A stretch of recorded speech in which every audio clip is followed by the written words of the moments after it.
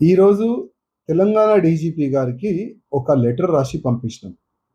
ఆ లెటర్‌లో ఏం రాసినామంటే డీజీపీ గారు, ఎంఐఎం ఎమ్మెల్యే గాని, ఎంఐఎం కార్పొరేటర్ గాని, ఎంఐఎం గుండెలు కార్యకర్తలు గాని మెహందీపట్నం కాకుండా వేరే వేరే ప్రాంతంలో అక్రమంగా గౌలని తరలిస్తున్నారు.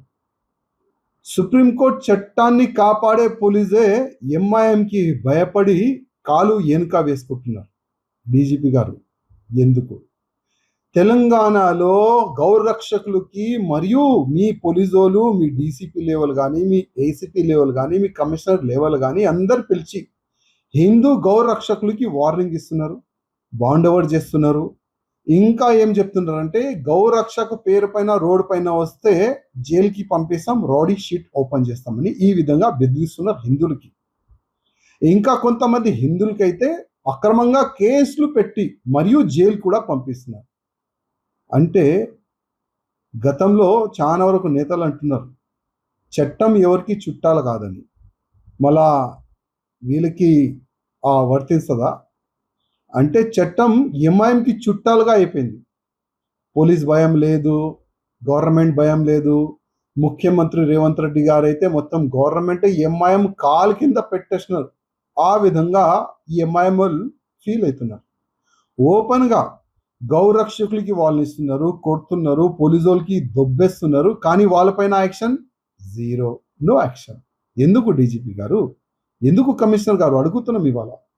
ఇవాళ ఈ బక్రీద్ పండగ మంచిగా జరుపుకోండి, ఎట్లాంటి కూడా అభ్యంతరం లేదు. కానీ ఇదే బక్రీద్ పండగలో మా ఆవు తల్లిని నరుకుతాం, ఆవు తల్లి పిల్లల్ని నరుకుతాం అంటే ఎట్లా డీజీపీ గారు? ఇవాళ మాకు మీ ఆఫీసర్లు ఫోన్ చేసి చెప్తారు ఈ బక్రీద్ పండగకి ఎట్లాంటి కూడా కమ్యూనల్ వైలెన్స్ కాకుండా కొద్ది చూడండి. తెలంగాణ మనది, లా అండ్ ఆర్డర్ మెయింటైన్ చేసే మన అందరిది బాధ్యత. మీరు కూడా ఒక ప్రజా నాయకులు, ఆ విధంగా డైలాగులు పోలీసులు కొడుతున్నారు. మళ్ళా అదే మీకు అడుగుతున్నాం, మేము రెడీ. మేము ఎప్పుడు కూడా కమ్యూనల్ వైలెన్స్ కావద్దు, తెలంగాణ లా అండ్ ఆర్డర్ కూడా మంచిగా ఉండాలి ఆలోచన మాలో ఉంటుంది. కానీ ఇదే ఈ ఎంఐఎంఓలు మరియు వీడియో పెడుతున్నారు. ఎంఐఎం ఎమ్మెల్సీ ఆవులని మొత్తం ఇక్కడ నుంచి అక్కడ వరకు ట్రాన్స్పోర్ట్ చేసుకుంటూ వీడియోలు పెడుతున్నారు.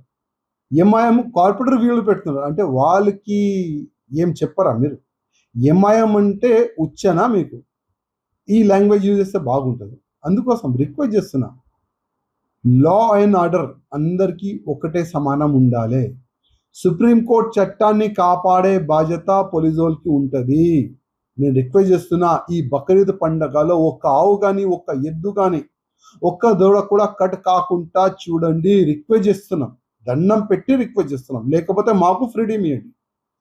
ఎక్కడ ఆవులు, ఎద్దులు, దొడలు ఉంటే అక్కడ గుసాంచనికి మాకు పర్మిషన్ ఇవ్వండి. మేము రెడీ ఉన్నాం, అన్నిటికీ రెడీ ఉన్నాం.